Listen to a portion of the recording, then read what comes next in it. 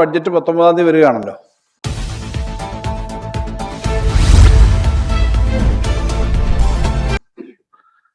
സംസ്ഥാന ബഡ്ജറ്റിന് മുമ്പ് ഉള്ള തയ്യാറെടുപ്പ് നടക്കുകയാണ്. ആ ബഡ്ജറ്റ് എന്ന് പറഞ്ഞാൽ നേരത്തെ അവതരിപ്പിച്ച് പാസ്സാക്കി പൂർണ്ണമായും എല്ലാ നടപടിക്രമങ്ങളും പൂർത്തീകരിച്ച് പാസ്സാക്കിയ ബഡ്ജറ്റ് കഴിഞ്ഞിട്ട് പുതിയ ഗവൺമെന്റ് വരുമ്പോൾ ആൾട്രേഷൻ മെമ്മോറാണ്ടം എന്നാണ് അതിൻ്റെ ഭരണഘടനാപരമായ ഭാഷ. എന്ന് പറഞ്ഞാൽ പുതുക്കിയ അഡീഷണൽ കാര്യങ്ങൾ ചേർക്കുന്ന ബഡ്ജറ്റാണ്. ധവളപത്രം നേരത്തെ ഇറക്കിയിരുന്നു. ധവളപത്രത്തിനകത്ത് കുറച്ചേറെ ആശങ്കാജനകമായ സ്റ്റേറ്റ്മെന്റ്സ് ഉണ്ട്. ധവളപത്രത്തിൻ്റെ വിവിധ കാര്യങ്ങളെ സംബന്ധിച്ച് ഞങ്ങളൊരു ചെറിയ കുറിപ്പ് തരുന്നുണ്ട്. അത് അടുത്ത ദിവസങ്ങളിൽ തരും. പക്ഷെ അതിനകത്ത് വലിയ തോതിൽ ചില മേഖലയെ വെട്ടിക്കുറവ് വരുത്തേണ്ടി വരും എന്നൊക്കെയുള്ള തോന്നലുണ്ടാകുന്ന തരത്തിൽ ചില അഭിപ്രായങ്ങൾ വന്നിട്ടുണ്ട്. അപ്പോൾ യാതൊരു കാരണവശാലും സാമ്പത്തികമായിട്ട് അങ്ങനെ ചുരുക്കൽ വരുത്താതെ തന്നെ കാര്യങ്ങൾ അവതരിപ്പിക്കണം എന്നുള്ള ഒരു അഭിപ്രായം ആണ് ഞങ്ങൾക്കുള്ളത്. അത് വെറുതെ പറയുന്നതല്ല. ഇപ്പോൾ സാമ്പത്തികമായി സംസ്ഥാനം വളരെ ദുരിതത്തിലും ബുദ്ധിമുട്ടിലും ഒക്കെ ആയിപ്പോയി. സാമ്പത്തിക രംഗം ആകെ തകർന്നു പോയി എന്നൊക്കെയായിരുന്നു ധവളപത്രത്തിൽ കൂടെ പറഞ്ഞത്. നേരത്തെ സ്ഥിരമായി UDF നേതാക്കന്മാർ പറഞ്ഞുകൊണ്ടിരുന്നത്. ധവളപത്രത്തിൽ പറഞ്ഞ കാര്യങ്ങൾ ശരിയല്ലെന്നും സാമ്പത്തിക രംഗത്തെ സംബന്ധിച്ച് ധവളപത്രം പറയുന്നതല്ല ശരിയെന്നും മനോരമ പത്രം പറഞ്ഞിട്ടുള്ളത് നിങ്ങൾ കണ്ടിട്ടുണ്ട്. കഴിഞ്ഞ ദിവസം കോളടിച്ചു. 5629 കോടി രൂപ 2 മാസത്തെ ഇത് കിട്ടി. സത്യസന്ധമായ ഒരു കാര്യം മനോരമ റിപ്പോർട്ടിൽ പറഞ്ഞിട്ടുണ്ട്. ഈ പുതിയ ഗവൺമെന്റ് ഒരു പ്രവർത്തനം കൊണ്ടല്ല ഈ പണം വന്നതെന്നും കഴിഞ്ഞ മാർച്ച് മാസത്തെയും ഏപ്രിൽ മാസത്തെയും ഒക്കെ ബിസിനസിന്റെ ഭാഗമായിട്ടാണ് GSTയുടെ വരുമാനം ഇതിൽ പറഞ്ഞേക്കുന്നത്. GST സാധാരണഗതിയിൽ കഴിഞ്ഞ വർഷം കിട്ടിയതിനേക്കാളും 2000 കോടി രൂപ ഈ 2 മാസം അധികം കിട്ടിയിട്ടുണ്ട്. ഗ്രോത്ത് റേറ്റ് ഒരു ഇന്ത്യൻ ആവറേജിനേക്കാളും മെച്ചപ്പെട്ടാണ് നിൽക്കുന്നത്. അപ്പോൾ അത്ര 2000 കോടി 2 മാസം അധികം കിട്ടിയെന്ന് പറഞ്ഞാൽ ഒരു 10000 കോടിയെങ്കിലും അടുത്ത വർഷം അധികം കിട്ടും. ടാക്സിന് കഴിഞ്ഞ വർഷം കിട്ടിയതിനേക്കാളും കിട്ടും. അതെന്താ കാണിക്കുന്നതെന്ന് വെച്ച് കഴിഞ്ഞാൽ മെച്ചപ്പെട്ട തരത്തിലേക്ക് നമുക്ക് നമ്മുടെ നികുതി അഡ്മിനിസ്ട്രേഷൻ കൊണ്ടുപോകാനും സംസ്ഥാനത്തിൻ്റെ ഇക്കണോമിക് ആക്ടിവിറ്റീസ് മെച്ചപ്പെടാനും കഴിഞ്ഞു. ഇപ്പം ഈ യുദ്ധം കൂടി പിൻവലിച്ചിരിക്കുന്ന ഒരു ഘട്ടമാണല്ലോ വന്നിരിക്കുന്നത്. അതോടെ വന്നാൽ പെട്രോളിൻ്റെയൊക്കെ വില കുറവും ഇക്കണോമിക് ആക്ടിവിറ്റി സജീവമാവും. ട്രംപിന് ഇനി വേറെ എന്തെങ്കിലും തോന്നുന്നതെന്ന് നമുക്ക് ആർക്കും അറിയില്ല. പക്ഷെ തൽക്കാലത്തെ സ്ഥിതിയിൽ പിന്നെ യുദ്ധത്തിൻ്റെ ഒരു അന്തരീക്ഷം കൊണ്ടില്ലാത്തതുകൊണ്ട് എക്കണോമി ഒന്നുകൂടി സജീവമാകാൻ സാധ്യതയുണ്ട്. അപ്പോൾ ഇപ്പം തന്നെ ഈ 2000 കോടി 2 മാസം കൊണ്ട് വർധന വന്നു എന്ന് പറഞ്ഞാൽ അങ്ങോട്ട് വരുമ്പോഴും ആ മെച്ചം ഉണ്ടാവും. അപ്പോൾ സാമ്പത്തിക രംഗം മോശമായിട്ടല്ല, വളരെ മെച്ചപ്പെട്ട തരത്തിലേക്ക് മുന്നോട്ട് പോകുന്നതിനുള്ള എല്ലാ അടിത്തറയും ഇട്ടിട്ട് തന്നെയാണ് LDF ഗവൺമെന്റ് പ്രവർത്തിച്ചത്. ഇപ്പം അത് നന്നായി അത് ഉപയോഗിക്കാനായിട്ടുള്ള അവസരം UDFന് വന്നിട്ടുണ്ട്. അപ്പം അതുകൊണ്ട് യാതൊരു കാരണവശാലും ഏതെങ്കിലും തരത്തിൽ നിലവിലുള്ള പദ്ധതികൾ വെട്ടിക്കുറയ്ക്കാൻ പാടില്ല. പ്രത്യേകിച്ചും പിന്നോക്ക വിഭാഗങ്ങൾ, ന്യൂനപക്ഷം, SC ST വിഭാഗങ്ങളെ പറ്റിയൊക്കെ ധവളപത്രത്തിനകത്ത് തെറ്റായ കണക്കുകളാണ് കൊടുത്തിരിക്കുന്നത്. അത് അന്ന് തന്നെ പത്രസമ്മേളനത്തിൽ ഞാൻ പറഞ്ഞതാണ്. ആ മേഖലയിലൊക്കെ നമ്മൾ കൊടുത്തുകൊണ്ടിരുന്നത് കൂടുതൽ കൊടുക്കാൻ വേണ്ടി അതിനകത്ത് ഒരു വെട്ടിക്കുറവും വരുത്താതെ പദ്ധതിയിലും മറ്റു കാര്യങ്ങളും കുറവ് വരുത്താതെ കാര്യങ്ങൾ ചെയ്യാനുള്ള ഫണ്ട് ഉണ്ട് എന്നുള്ളതാണ് ഒരു കാര്യം. ഈ ഫണ്ടിന്റെ വർധനവ് മാത്രമല്ല, സംസ്ഥാന ഗവൺമെന്റ് അടിയന്തരമായി കേന്ദ്രത്തിൽ ഇടപെട്ട് ചെയ്യേണ്ട മറ്റൊരു കാര്യം കൂടി ഇവിടെ പറയണമെന്ന് ഞാൻ ആഗ്രഹിക്കുന്നു. ഞാൻ നേരത്തെ പറഞ്ഞതാണ്. RD ഗ്രാന്റ് ഇപ്രാവശ്യത്തെ ധനകാര്യ കമ്മീഷന്റെ ഭാഗമായിട്ട് നൽകിയിട്ടില്ല. ഫിനാൻസ് കമ്മീഷൻ എല്ലാം ഇപ്പോഴും ശുപാർശ ചെയ്യുന്നതാണ്. ആർട്ടിക്കിൾ 275 ആണെന്നാണ് എൻ്റെ ഓർമ്മ. അതനുസരിച്ചിട്ടാണ് RD ഗ്രാന്റ് സാധാരണഗതിയിൽ ഗ്രാന്റുകൾ തരുന്നത്. 15-ാം ധനകാര്യ കമ്മീഷന്റെ സമയത്തും 14-ാം ധനകാര്യ കമ്മീഷന്റെ സമയത്തും ഒക്കെ സംസ്ഥാനത്തിനും വിവിധ സംസ്ഥാനങ്ങൾക്കും നല്ല തുക കിട്ടിയിരുന്നു. ഇപ്രാവശ്യം RD ഗ്രാന്റ് ധനകാര്യ കമ്മീഷന്റെ ശുപാർശ വന്നിട്ടില്ല. പക്ഷെ അത് സംബന്ധിച്ച് തീരുമാനമെടുക്കേണ്ട കേന്ദ്ര ഗവൺമെന്റ് തീരുമാനമെടുത്തിട്ടില്ല. തീരുമാനമെടുക്കും എന്നൊരു വാർത്തയുണ്ട്. എന്തുകൊണ്ടാണ് തീരുമാനം എടുക്കുന്നതെന്ന് ഞാൻ പറയുന്നത് വെച്ചാൽ, കഴിഞ്ഞ തവണ ഇന്ത്യയിൽ ആകെയുള്ള ഡിവിസിബിൾ പൂളിൽ താഴോട്ട് കൊടുക്കാൻ ഇന്ത്യ ഗവൺമെന്റ് തീരുമാനിക്കുന്ന അതിനുള്ള ആകെയുള്ള ഫണ്ടിന്റെ 100 രൂപ ഉണ്ടെങ്കിൽ 41 രൂപ താഴോട്ട് കൊടുക്കും. 1 രൂപ ജമ്മു കാശ്മീരിന്. അപ്പം 41 രൂപ താഴോട്ട് കൊടുക്കും. 41%. ഈ 41% ഇപ്പോഴും തന്നിട്ടുള്ളൂ. ഇപ്പൊ ധനകാര്യ കമ്മീഷൻ ചെറിയൊരു ഇൻക്രീസ് നമുക്ക് വന്നിട്ടുണ്ട്. 10,000 കോടി രൂപ ഒരു വർഷം അധികം വന്നു കഴിഞ്ഞ വർഷത്തെക്കാളും, ഒരു വർഷം. കാരണം നമ്മൾ നിരന്തരമായി നടത്തിയിട്ടുള്ള ഫൈറ്റുകളുടെ ഭാഗമായിട്ടാണ് ആ പെർസെൻറ്റേജ് വർദ്ധിച്ചത്. പക്ഷെ 41% ഉള്ളൂ. കഴിഞ്ഞ വർഷം 41% ആയിരുന്നു. 41% ആയിരുന്ന സമയത്ത് in addition to that 41%, 4 lakh crore രൂപ RD ഗ്രാൻഡായിട്ട് കൊടുത്തിരുന്നു. മനസ്സിലായില്ലേ? അത് 4 ലക്ഷം രൂപ ഇത് കൂടാതെ സംസ്ഥാനങ്ങൾക്ക് RD ഗ്രാൻഡായിട്ട് കൊടുത്തിരുന്നു. ഇപ്പൊ ആ പണം കൊടുത്തിട്ടില്ല. അത് they are keeping it with dum. ആ RD ഗ്രാൻഡ് ആയിട്ട് മാറ്റി വെച്ചേക്കുന്ന പണം ഇപ്പോഴുണ്ട്. ഇപ്പോഴത്തെ വില നിലവാരം അനുസരിച്ച് അതൊരു 6 ലക്ഷം കോടി വരും. ഞാൻ പറഞ്ഞു മനസ്സിലായില്ലേ? നേരത്തെ കൊടുത്തിരുന്നത് 41%. ഇപ്പോഴും ആകെയുള്ള പൂളിൽ നിന്നുള്ള 41% കൊടുക്കുന്നു. പക്ഷെ RD ഗ്രാൻഡായിട്ട് അന്ന് മാറ്റി വെച്ചിരുന്നത് 4 ലക്ഷം കോടി രൂപയാണ്. അതിന്റെ ഭാഗമായിട്ട് കേരളത്തിന് 19,000, 13,000, 4,000 അങ്ങനെ ഓരോ വർഷം കിട്ടിയ RD ഗ്രാൻഡ് ഉണ്ട്. ആ 4 ലക്ഷം കോടിക്ക് തുല്യമായ തുക ഇപ്പോഴും സെൻട്രൽ ഗവൺമെന്റിന്റെ കയ്യിൽ അവർ സൂക്ഷിച്ചു വെച്ചിരിക്കുകയാണ്. 4 ലക്ഷം കോടി 5-6 വർഷം മുമ്പായപ്പോൾ 4 ലക്ഷം കോടിയാണ്. ഇപ്പൊ അതൊരു 6 ലക്ഷം കോടി, 7 ലക്ഷം കോടി ആവാം. ആ 6 ലക്ഷം കോടി രൂപ അവരുടെ കയ്യിൽ ഡിവൈഡ് ചെയ്യാതിരിപ്പുണ്ട്. ഇതാണ് ഹിമാചൽ പ്രദേശിലെ മുഖ്യമന്ത്രി ഹിമാചൽ പ്രദേശ് നിയമസഭയും റെസൊല്യൂഷൻ പാസ്സാക്കി അയച്ചു, ഞങ്ങൾക്ക് കിട്ടണം. നമ്മളിവിടെ ഈ കമ്മീഷന്റെയും റിപ്പോർട്ടും മറ്റെല്ലാം വന്നപ്പോഴത്തേക്ക് ഇലക്ഷന്റെ കാര്യങ്ങളായതുകൊണ്ട് നമ്മുടെ പിന്നെ നിയമസഭയൊന്നും അങ്ങനെ കൂടിയില്ല. പെട്ടെന്ന് തന്നെ നിയമസഭ പിരിയുകയും ബാക്കി കാര്യങ്ങൾ നടന്നില്ല. അപ്പൊ ഇപ്പോൾ ഇത് നമ്മൾ അതിശക്തമായിട്ട് ആവശ്യപ്പെടണം. ഈ 7 ലക്ഷം കോടി, 6 ലക്ഷം കോടി രൂപ അന്നത്തെ കണക്കനുസരിച്ച് സെൻട്രൽ ഗവൺമെന്റ് ഡിവൈഡ് ചെയ്ത പണം ഇപ്പോ അത് കയ്യിലുണ്ട്. അത് വാങ്ങിച്ചെടുക്കണം. അതുകൊണ്ടാണ് ഞാൻ പറഞ്ഞ ഹിമാചൽ പ്രദേശിലെ മുഖ്യമന്ത്രിയും മറ്റു മുഖ്യമന്ത്രിമാരും സ്റ്റേറ്റുകളും RD ഗ്രാൻഡ് വേണം എന്ന് ആവശ്യപ്പെടുന്നതും അതിനെ സംബന്ധിച്ച് ഫൈനൽ തീരുമാനം ഇപ്പോഴും സെൻട്രൽ ഗവൺമെന്റ് എടുത്തിട്ടില്ല. ആ തീരുമാനം എടുത്ത് സംസ്ഥാനങ്ങൾക്ക് കിട്ടാനുള്ള പണം വാങ്ങണം. ആ പണവും ഉണ്ട് എന്നുള്ള കാര്യം ഞാൻ പറഞ്ഞതാണ്. അപ്പോൾ ടാക്സിന്റെ കാര്യത്തിനകത്ത് ഞങ്ങളുടെ സ്റ്റേറ്റ് ഗവൺമെന്റ് എന്ന നിലയിൽ കഴിഞ്ഞ ഗവൺമെന്റിന്റെ പെർഫോമൻസ് വളരെ നന്നായി ചെയ്തു. ആ പണം ഉണ്ട്, ഈ പണമുണ്ട്. ഇതെല്ലാം കൂടെ വരുമ്പോൾ ഒരു കാരണവശാലും നമ്മുടെ പണം വെട്ടിച്ചുരുക്കാൻ പാടില്ല. ദുർബല വിഭാഗങ്ങൾക്ക് ഉൾപ്പെടെ കൊടുക്കുന്ന പല മേഖലയിലെയും പണം വെട്ടിച്ചുരുക്കും എന്നൊരു ആശങ്കയുണ്ട്. വലിയ തോതിൽ മാസീവ് പ്രൈവറ്റൈസേഷൻ ഉണ്ട്. അതൊക്കെ പിന്നെ ബഡ്ജറ്റ് വരുമ്പോൾ നമുക്ക് കാണാം. 2 ദിവസം കഴിഞ്ഞ് ബഡ്ജറ്റ് വരികയാണ്. അപ്പോൾ അത് അങ്ങനെ ചെയ്യരുത് എന്നുള്ളത് പറയുന്നത് ഈ കൃത്യമായ ധനകാര്യ കണക്കുകൾ വെച്ചിട്ടാണ്. അത് ഒന്ന് പറയുക എന്നുള്ളതാണ് പ്രധാനപ്പെട്ട കാര്യം. ഇപ്പൊ തന്നെ പല മേഖലയിലും പണം കൊടുക്കുന്നില്ല എന്നുള്ള പ്രശ്നം വന്നിട്ടുണ്ട്. അത് ഞാൻ വിശദമായിട്ട് പറയുന്നില്ല. ഇന്നും ഒക്കെ പല മേഖലയിലും വന്നിട്ടുണ്ട്. അത് അടുത്ത ദിവസം വരട്ടെ. സർക്കാർ ജീവനക്കാരുടെ അല്ലെങ്കിൽ പിന്നെ സ്ത്രീ സുരക്ഷാ പദ്ധതി, അങ്ങനെ പല വാർത്തകളും വന്നിട്ടുണ്ട്. പക്ഷെ ഇപ്പോഴത്തെ സ്ഥിതിയിൽ ഫിനാൻഷ്യലി നമുക്ക് ഈ പണം ഇത്രയും കൂടി എലിജിബിളായി കിട്ടാനുണ്ട്. വരുമാനത്തിന്റെ കാര്യത്തിൽ നമുക്ക് ടാക്സിന്റെ കാര്യത്തിൽ നല്ലപോലെ ഒരു വർധന വരുന്നുണ്ട്. അപ്പൊ ഈ വർധന 10,000 കോടി ഇപ്പം നമുക്ക്, ഞാൻ പറഞ്ഞു ഒരു 2 മാസത്തേക്ക് 2,000 കോടി അധികം കിട്ടിയെന്ന് പറഞ്ഞാൽ 10,000 കോടിയെങ്കിലും ഒരു വർഷം കൊണ്ട് കിട്ടും എന്ന് മാത്രമല്ല, ഈ വരുന്ന വർധനയ്ക്ക് തുല്യമായിട്ട് സെൻട്രൽ ഗവൺമെന്റിന്റെ വിഹിതം വരുന്നതിനകത്തും വർധന വരും. ഇതിന്റെ ഒരു പകുതിയെങ്കിലും ആ വർധനയിൽ വരണം, അതുകൂടെ കിട്ടും. അപ്പൊ അങ്ങനെ മെച്ചപ്പെട്ട തരത്തിൽ തന്നെയാണ് സാമ്പത്തിക സ്ഥിതി മോശമാണ്. പണമില്ല എന്ന് പറഞ്ഞ് ജനങ്ങൾക്ക് കൊടുക്കാനുള്ളതിൽ നിന്നും പിന്മാറാൻ പാടില്ല എന്നുള്ളത് ബഡ്ജറ്റിന്റെ 2 ദിവസം മുമ്പെങ്കിലും പറഞ്ഞില്ലെങ്കിൽ അത് പിന്നെ അവരുടെ ശ്രദ്ധ വേണ്ടത്ര വന്നില്ലെങ്കിലോ എന്നുള്ളത് കൊണ്ടാണ് ഈ കാര്യങ്ങൾ പറഞ്ഞത്. പ്രത്യേകിച്ച് കഴിഞ്ഞ ദിവസം വന്ന കണക്കുകളിലെ എല്ലാ അടിസ്ഥാനത്തിൽ അത് ചെയ്യണം. ബഡ്ജറ്റ് വന്നിട്ട് ഇങ്ങനെയാണെന്ന് പറഞ്ഞിട്ട് കാര്യമില്ല. ഈ കാര്യങ്ങളെല്ലാം ഞാനിത് പറയുന്നത് രാഷ്ട്രീയമൊന്നുമില്ല. മുൻ ധനകാര്യമന്ത്രി എന്ന നിലയിൽ ഈ കൃത്യമായ കാര്യങ്ങൾ അടുത്ത ഗവൺമെന്റ് വരുമ്പോൾ പറയാനുള്ള ഉത്തരവാദിത്വം എന്ന നിലയിൽ തന്നെയാണ് ഈ കാര്യങ്ങൾ പറയുന്നത്. വെട്ടിക്കുറയ്ക്കാനല്ല, അല്പം കൂടുതലാക്കാൻ വേണ്ടി മാത്രമുള്ള സ്ഥിതി തന്നെയാണ് സാമ്പത്തിക രംഗം നിൽക്കുന്നത് എന്നുള്ളതാണ്. അത് പറയാനാണ് വിളിച്ചത് പ്രധാനമായിട്ടും.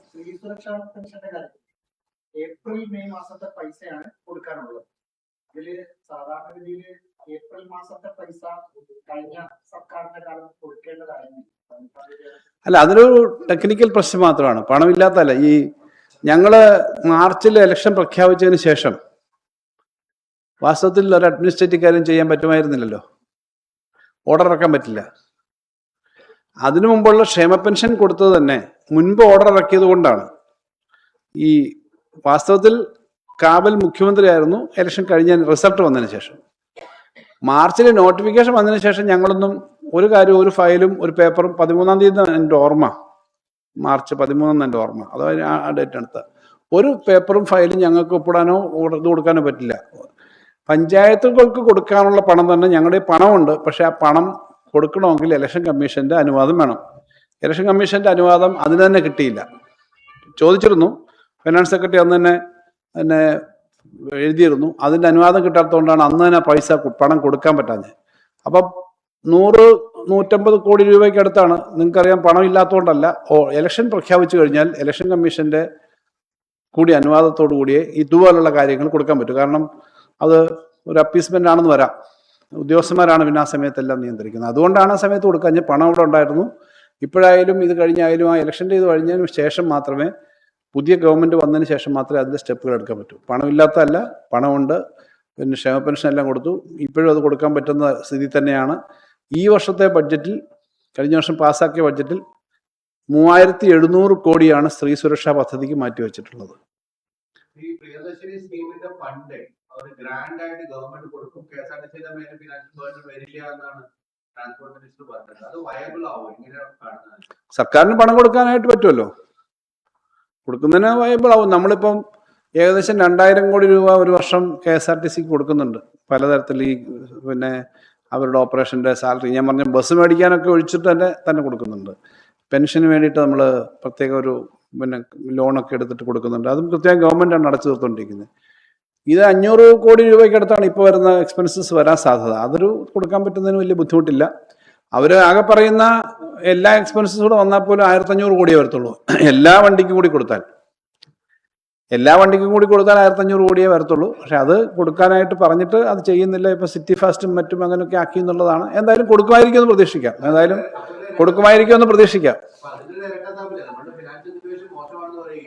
മറ്റു ചില സ്പെൻഡിങ്ങുകൾ കുറവ് വരുത്തിയേക്കും എന്നുള്ള ഒരു സൂചന നിലനിൽക്കുകയും ചെയ്യുമ്പോൾ ഒരു വെൽഫെയർ മെഷർ അല്ലെങ്കിൽ ഒരു ഇലക്ഷൻ ഒരു എന്താ പറയുക പ്രഖ്യാപനത്തിന് വേണ്ടി മാത്രം ഇങ്ങനൊരു സംഭവം ചെയ്യുമ്പോൾ അത് ഇലക്ഷൻ അവർ മാനിഫെസ്റ്റോ പറഞ്ഞത് അവർക്ക് കൊടുക്കാൻ കമ്മിറ്റ്മെന്റ് ഉണ്ടാവും. അതിന്റെ 500 കോടിയുടെ അകത്തേ ഉള്ളൂ. അത് തന്നെ തെരഞ്ഞെടുപ്പ് സമയത്ത് പറഞ്ഞ ആ മാനിഫെസ്റ്റോയിലെ കാര്യങ്ങളൊന്നും പാലിക്കുന്നില്ല. KSRTC ബസ്സിലെല്ലാം യാത്ര സൗജന്യമാണ് സ്ത്രീകൾക്കെന്ന് പറഞ്ഞിട്ട് അതിൽ വല്ലാത്ത കണ്ടീഷൻസാണ് വന്നത്. ഇപ്പൊ ഇന്ന ബസ്സിൽ പറ്റില്ല, ഇങ്ങനെ ബോർഡ് വെച്ച ബസ്സിൽ പറ്റില്ല, ബോർഡ് വെക്കുന്ന ബസ്സിലേ കയറാൻ പറ്റുള്ളൂ, മറ്റേ ബോർഡ് കയറാൻ പറ്റില്ല. അങ്ങനെ വെക്കുന്നത് സത്യത്തിൽ ഒരു കണ്ണിപ്പൊടിയിടുന്ന ഒരു പരിപാടിയാണ്. യഥാർത്ഥത്തിൽ അവർ പറഞ്ഞതുപോലെ തന്നെ അത് കൊടുക്കേണ്ടതാണ്. ആ വാക്ക് പാലിക്കുന്നില്ല എന്നുള്ളതാണ് പ്രശ്നം. പക്ഷെ ഇത് ഗ്രാന്റ് കൊടുക്കുന്നതിനുള്ള സാങ്കേതികമായിട്ട് ഗവൺമെന്റിന് കൊടുക്കാൻ പറ്റുമെന്ന് ഞാൻ പറഞ്ഞത്. ഇരട്ടത്താപ്പാണെന്നുള്ളതിന് തർക്കമില്ല. പറഞ്ഞ കാര്യമല്ല ചെയ്യുന്നത് എന്നുള്ളത് ആളുകൾ ശ്രദ്ധയപ്പെടുന്നുണ്ട്. പറഞ്ഞ കാര്യങ്ങളാണെങ്കിൽ ചെയ്യണമെന്നേ ഞങ്ങൾ പറയുന്നുള്ളൂ. അതെ, അത് ചെയ്യട്ടെ. അതുകൊണ്ടാണ് പറഞ്ഞ അവരെല്ലാം ചെയ്യുമായിരിക്കും എന്ന് ഞാൻ പറഞ്ഞല്ലോ. ഒരു പുതിയ സർക്കാരിനെ സംബന്ധിച്ച് ഞങ്ങൾ ആദ്യമേ അവർ ചെയ്യില്ല എന്നൊന്നും പറയാൻ തയ്യാറാവുന്നില്ല. ശ്രദ്ധിച്ച് ചെയ്യണം എന്നുള്ളതേ ഉള്ളൂ.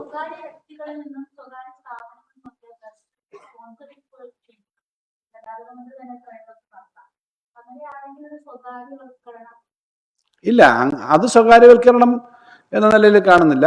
ഈ KSRTCയെ സഹായിക്കാൻ വേണ്ടി ആളുകൾ കുറച്ച് പണം കൊടുക്കുന്നു, ബസ് എടുക്കാൻ പൈസ കൊടുക്കുന്നു, നല്ല കാര്യമാണ്. അങ്ങനെ ചെയ്യുകയാണെങ്കിൽ നല്ലതാണ്. അങ്ങനെ കിട്ടുന്നെങ്കിൽ നല്ലതാണ്. സ്വകാര്യവൽക്കരണം എന്നാലും സ്വകാര്യ വണ്ടി ഓടിക്കുന്നതല്ല ഞാൻ മനസ്സിലാക്കിയത്. ഞാൻ മനസ്സിലാക്കിയത് ഇങ്ങനെ വണ്ടി എടുക്കുന്നത് അത് അവരുടെ ഒരു എങ്ങനെയാ പ്രായോഗികമായി നടത്തുന്നത് നമുക്ക് നോക്കണം.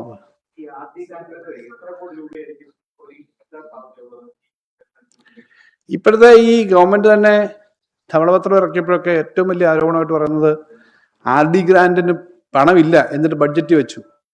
ഞങ്ങൾ ബഡ്ജറ്റ് അവതരിപ്പിക്കുന്ന സമയത്ത് ഈ ധനകാര്യ കമ്മീഷൻ റിപ്പോർട്ട് കൊടുത്തിട്ടില്ല. RD ഗ്രാന്റ് കഴിഞ്ഞ എല്ലാ ധനകാര്യ കമ്മീഷൻ അല്ലെങ്കിൽ കഴിഞ്ഞ എത്രയോ ധനകാര്യ കമ്മീഷൻ നോക്കിയാൽ RD ഗ്രാന്റ് ഉണ്ട്. കേരളത്തിന് വലിയ തുകയാണ്. ഇപ്പോൾ ഞങ്ങളുടെ ഈ ധനകാര്യ കമ്മീഷൻ റിപ്പോർട്ട് തയ്യാറാക്കാൻ വേണ്ടി വളരെ പ്രഗത്ഭരായ എല്ലാവരുമായിട്ട് കൺസൾട്ട് ചെയ്തിട്ട് തയ്യാറാക്കിയ ഒരു ഞങ്ങൾ പൊളിറ്റിക്കലായിട്ട് മാത്രമല്ലല്ലോ നോക്കുന്നത്, അതൊരു ഇക്കണോമിസ്റ്റുകളൊക്കെ നോക്കിയിട്ടാണ്. അപ്പോൾ ഇന്ത്യയിൽ എല്ലായിടത്തും RD ഗ്രാന്റ് ഉണ്ട്. RD ഗ്രാന്റിന്റെ ഭാഗമായിട്ട് ഞങ്ങൾ എക്സ്പെക്ട് ചെയ്യുന്നത്, ഞങ്ങൾ ചോദിച്ചത് വലിയ തുകയാണ്. ആ തുക പറഞ്ഞാൽ അത്രയും തരില്ല. റവന്യൂവിന് കുറവുള്ള, നിയമപരമായി ചെലവാക്കിയ റവന്യൂവിൽ കുറവ് വരുന്നത് റവന്യൂ ഡെഫിസിറ്റ് ആയിട്ട് കൊടുക്കണം. അതിനുള്ള ചില തീരുമാനങ്ങൾ എടുക്കാനായിട്ട് കേന്ദ്ര ഗവൺമെന്റിന് പ്രൊവിഷൻ കൊടുക്കുന്നതാണ് ഈ കോൺസ്റ്റിറ്റ്യൂഷനിൽ, ഭരണഘടനയിൽ തന്നെ പറയുന്ന പ്രൊവിഷൻ. ഞങ്ങളൊരു 5 വർഷം കൊണ്ടാണേ, ഒരു വർഷം കൊണ്ടല്ല, 5 വർഷം കൊണ്ടോ 3 വർഷം കൊണ്ടോ ഒരു 50,000 കോടിയിലൊക്കെ അധികം കിട്ടാവുന്ന തരത്തിലേക്കുള്ള എങ്കിലും എക്സ്പെക്ട് ചെയ്തിട്ടുണ്ട്. ചോദ്യം അതിനേക്കാളും വളരെ കൂടുതലാണ്. ഇത് ഹിമാചൽ പ്രദേശ് ഗവൺമെന്റ് പറഞ്ഞത് അവർക്ക് നല്ലതുപോലെ ഹില്ലി സ്റ്റേഷനിൽ കൂടുതലുണ്ട്. ചെറിയ സ്റ്റേറ്റ് ആണെങ്കിലും അവർക്ക് 10,000 കോടിയാണ് ഉണ്ടായിരുന്നത് കഴിഞ്ഞ വർഷം, ഒരു വർഷം.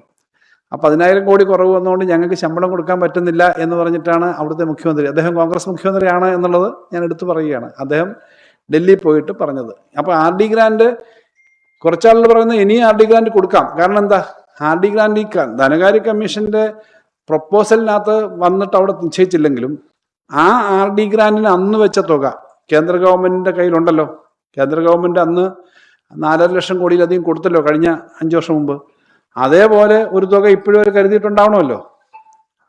ഞങ്ങൾ ഈ വർഷം തരുന്നില്ല എന്ന് പറഞ്ഞിട്ട് ഏകപക്ഷമായിട്ട് തരാതിരിക്കാൻ പറ്റില്ല. ആ തുക നമുക്ക് മേടിച്ചെടുക്കേണ്ടതാണ്. അത് മേടിച്ചെടുക്കണമെങ്കിൽ നമ്മളത് എക്സ്പെക്ട് ചെയ്യണമെന്ന് പറയണം. ബഡ്ജറ്റ് തയ്യാറാക്കുമ്പോൾ ഇത് എക്സ്പെക്ട് ചെയ്യുന്നില്ല എന്ന് പറഞ്ഞാൽ പിന്നെ ആരെങ്കിലും തരുമോ?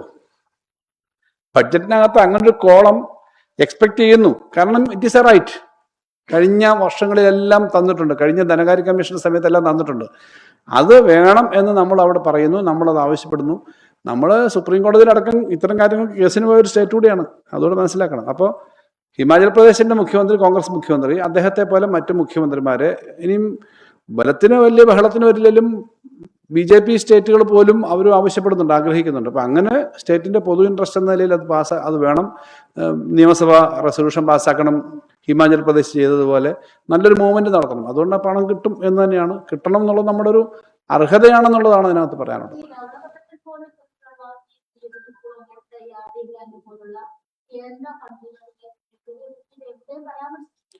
അതായത് ഈ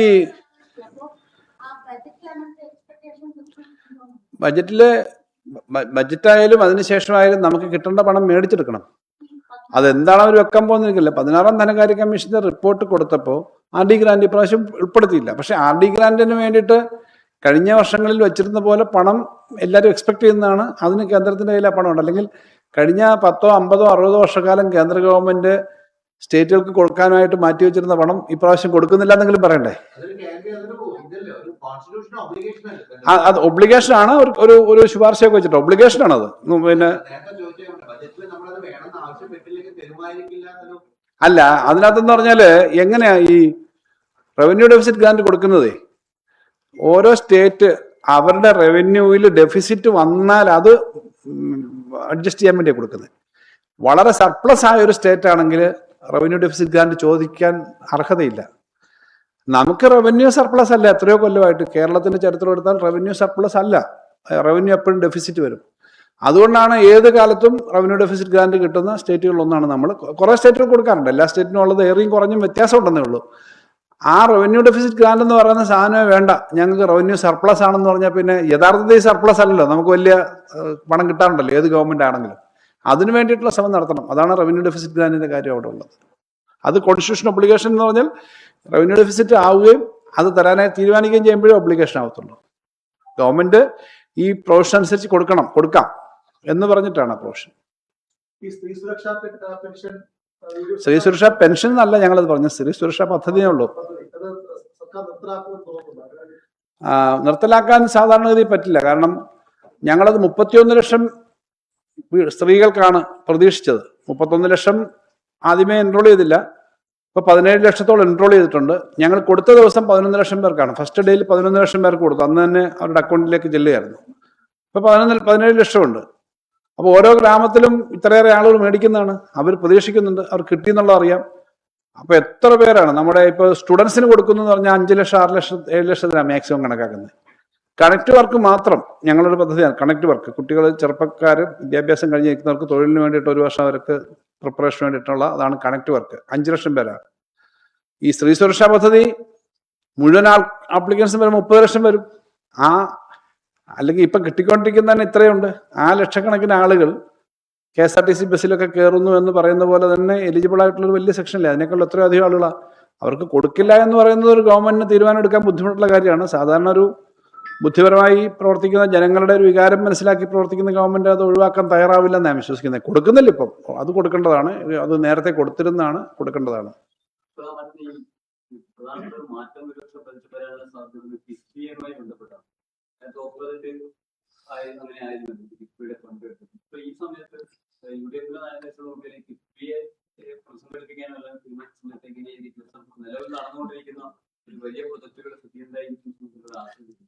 കിഫ്ബിയെ തകർക്കാൻ വേണ്ടി ഗവൺമെന്റ് തയ്യാറാവില്ലെന്ന് ഞാൻ പ്രതീക്ഷിക്കുന്നത്. കിഫ്ബിയെ സംബന്ധിച്ച് അവർക്ക് അതെങ്ങനെ മുന്നോട്ട് കൊണ്ടുപോകണം എന്നൊക്കെയുള്ള ചർച്ച ചെയ്യാം, ഗവൺമെന്റിന്റെ ചർച്ച ചെയ്യുമായിരിക്കും. പക്ഷെ കിഫ്ബി എന്ന് പറയുന്ന പ്രസ്ഥാനം കേരളത്തിലുണ്ടാക്കിയ വലിയ മാറ്റം, വലിയ ഇൻവെസ്റ്റ്മെന്റ്, വലിയ തരത്തിലുള്ള നിക്ഷേപം, അതൊക്കെ കൂടെ ചേർന്നാണ് ഇപ്പൊ നമ്മൾ ടാക്സിന്റെ വർധന ഉണ്ടായെന്ന് പറഞ്ഞാൽ പുതിയ ഇൻഡസ്ട്രി വരുന്നു, നല്ല സ്ഥാപനങ്ങൾ വരുന്നു, നല്ല റോഡ് വരുന്നു എന്ന് പറയുന്നതിനെ ബന്ധപ്പെട്ടിട്ടാണ്.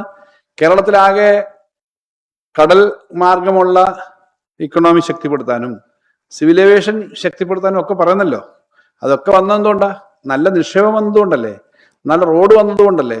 അപ്പൊ അതെല്ലാം ചെയ്തത് കിഫ്ബിയാണ്, ചെയ്തുകൊണ്ടിരിക്കുന്ന കിഫ്ബിയാണ്. കിഫ്ബിയെ സംബന്ധിച്ച് അതിനെ സ്ട്രീം ലൈൻ ചെയ്യാൻ വേണ്ടിയിട്ട് ഓരോ ഗവൺമെന്റിനും ചിലപ്പോൾ ചർച്ചകൾ നടത്തും. പക്ഷെ കിഫ്ബി എന്ന് പറയുന്ന ഒരു വലിയ കൺസെപ്റ്റാണ്. ഓഫ് ബജറ്റ് ബോറോയിങ് എന്ന് പറഞ്ഞിട്ട് എന്തൊക്കെ കേന്ദ്ര ഗവൺമെന്റ് പറഞ്ഞാലും കേന്ദ്ര ഗവൺമെന്റിന്റെ പല വലിയ സ്കീമുകൾ നടപ്പിലാക്കുന്നത് ഇങ്ങനെ തന്നെ ബോറോ ചെയ്തിട്ടാണ്. അത് കൊമേഴ്സ്യലി തന്നെയും കുറച്ച് ഭാഗം കൊമേഴ്സ്യലിയും ബാക്കി അല്ലാതെയും ഒക്കെ ചെയ്തുകൊണ്ട് കൊണ്ടുപോകാൻ പറ്റുന്ന ഒരു മോഡലായിട്ട് അത് ചെയ്യാൻ പറ്റും. അത് അവർ അങ്ങനെ തന്നെ ചെയ്യുമെന്ന് ഞാൻ പ്രതീക്ഷിക്കുന്നത്. രാഷ്ട്രീയമായിട്ട് പല കാര്യങ്ങളും പറഞ്ഞെങ്കിലും മന്ത്രിമാരായി ചുമതല ഏറ്റെടുത്ത പല ആളുകളും ഇപ്പോൾ അതിനെപ്പറ്റി ഒന്നും മിണ്ടുന്നില്ല. പണ്ട് എതിർത്ത കാര്യങ്ങൾ വീണ്ടും വരുമ്പോൾ അതിനെപ്പറ്റി ഒന്നും മിണ്ടുന്നില്ല എന്ന് പറയുന്നത് നിങ്ങൾ കാണുന്നുണ്ടല്ലോ. PM ശ്രീ ഉദാഹരണം. PM ശ്രീ പോലെയുള്ള കാര്യങ്ങളിൽ ഞങ്ങൾ പണം മേടിച്ചിട്ടില്ല, ശക്തമായ എതിർപ്പ് ഞങ്ങൾ പറഞ്ഞിരുന്നതാണ്. സിലബസിനകത്തൊന്നും തൊടുന്ന പ്രശ്നമില്ല. പക്ഷെ അത് ഭയങ്കരമായി കേന്ദ്ര ഗവൺമെന്റുമായിട്ടൊരു പൊളിറ്റിക്കലായിട്ട് എന്തോ ഡീലാണെന്നൊക്കെ അല്ലേ പറഞ്ഞേ. ഇപ്പൊ എന്താ അതിനെപ്പറ്റി? ഞങ്ങളത് മേടിക്കുന്നില്ല, ഞങ്ങൾക്കത് വേണ്ട എന്ന് പറയാൻ ധൈര്യപ്പെടുന്നില്ലല്ലോ. ഞങ്ങളത് വേണ്ട എന്ന് പറഞ്ഞ് കത്ത് കൊടുത്തത് വീണ്ടും ഞങ്ങൾ തിരുത്തിയതാണ്. ഞങ്ങൾക്ക് കിട്ടാനുള്ളത് മാത്രം അന്ന് ഇപ്പൊ കേരളത്തിന് ഇപ്പൊ UDF ഗവൺമെന്റ് ആണെന്നേ ഉള്ളൂ. 10,000 കോടി രൂപ കിട്ടാനുള്ളത് പലതരത്തിലുള്ളത് കിട്ടാനുണ്ടല്ലോ. നെല്ലിന്റെ മാത്രം 2,000 കോടിയിലധികം ഉണ്ട്, നിങ്ങൾക്കറിയാം. അപ്പൊ PM ശ്രീയുടെ കാര്യത്തിനകത്ത് ഇത്രയും പറഞ്ഞിട്ട് PM ശ്രീയുടെ കാര്യത്തിൽ ഇപ്പൊ എന്താ പറയുന്നത്? ഇപ്പൊ ഇതുപോലെ ഭരണത്തിൽ വരുമ്പോ നേരത്തെ പറഞ്ഞ പല കാര്യങ്ങളും വിഴുങ്ങിപ്പോന്നു എന്നുള്ളൊരു പ്രശ്നമുണ്ട്. അത് ആരംഭം എന്ന നിലയിൽ മന്ത്രിമാർ ഇതൊക്കെ മനസ്സിലാക്കി കുറച്ചുകൂടി കറക്റ്റ് ചെയ്ത് വരുമെന്ന് ഞങ്ങൾ പ്രതീക്ഷിക്കുന്നു. ഞങ്ങൾ അതുകൊണ്ട് അമിതമായിട്ടൊന്നും അതിനെ വിമർശിക്കുന്നുണ്ട്. അവർ മനസ്സിലാക്കാൻ വേണ്ടിയിട്ടാണ്, അതവർ കറക്റ്റ് ചെയ്യണം. ഇത് മാത്രമല്ല, മറ്റു പല കാര്യങ്ങളും. ഇപ്പൊ വൈസ് ചാൻസലർമാര് നേരെ RSSന്റെ മീറ്റിങ്ങിന് പോവാ. അത് കേരളത്തെ സംബന്ധിച്ച് ഒരിക്കലും ആരും അംഗീകരിക്കുന്നതല്ല. വൈസ് ചാൻസലർമാർ പോയതല്ലല്ലോ തുടങ്ങിയത്. 19 സെനറ്റ് മെമ്പർമാരെ നോമിനേറ്റ് ചെയ്തതിനകത്തും വൈസ് ചാൻസലറെ നോമിനേറ്റ് ചെയ്യുന്ന പാനലിനകത്ത് പേര് കൊടുക്കാത്ത പ്രശ്നത്തിലൊക്കെ BJPയുടെ ബന്ധപ്പെട്ട ആളുകൾ വരത്തക്ക വിധത്തിലേക്ക് ആ കാര്യം കൊടുക്കുക. ഇങ്ങനെ പല കാര്യങ്ങളും വരുന്നു. അപ്പൊ അതുകൊണ്ട് ഇപ്പൊ ഇനി പരിചയമില്ല എന്ന് പറയാൻ പറ്റുന്നതല്ല. കോടതി വക്കീലിന്റെ കാര്യം, മറ്റു പല കാര്യങ്ങളും ഒക്കെ ഇങ്ങനെയുള്ള കാര്യങ്ങൾ വരുന്നുണ്ട്. അത് അവർ ശ്രദ്ധിക്കേണ്ടതാണ്.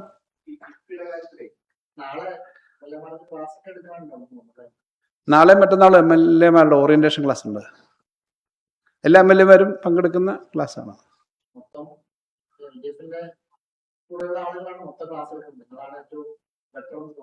അങ്ങനല്ല, ഈ പാർലമെന്ററി മര്യാദ അനുസരിച്ച് പാർലമെന്റില്, ലോക്സഭയിലും രാജ്യസഭയിലായാലും കുറച്ച് എക്സ്പീരിയൻസ്ഡ് ആയിട്ടുള്ള മെമ്പർമാര് അവര് ക്ലാസ്സുകൾ കൈകാര്യം ചെയ്യും. അതിനകത്ത് പാർലമെന്റിന്റെ പ്രവർത്തനങ്ങള്, നിയമസഭയുടെ പ്രവർത്തനങ്ങളിലെ കാര്യം പറയുന്നതല്ലേ. ആ എക്സ്പീരിയൻസ് വെച്ച് പറയുന്നതാണ്. അതിന് ക്ലാസ് എടുക്കാൻ വിളിക്കുന്നതാണ്. കാരണം നമ്മുടെ തത്വം അനുസരിച്ച് നിയമസഭ എന്ന് പറഞ്ഞാൽ ഇൻഡിപെൻഡന്റ് ബോഡി തന്നെയാണ്. സ്പീക്കർക്ക് പൊളിറ്റിക്സേ പാടില്ല. അങ്ങനെ നമ്മുടെ പൊളിറ്റിക്സ് ഉണ്ടെങ്കിലും വളരെ ഇൻഡിപെൻഡന്റ് ആണ്. നിയമസഭയുടെ കാര്യം അങ്ങനെയാണ്. ഈ ക്ലാസ് ഒക്കെ എടുക്കുക എന്ന് പറയുന്നത് അങ്ങനെയാണല്ലോ, പ്രൊസീജിയറെ സംബന്ധിച്ചല്ലേ. ഓക്കെ.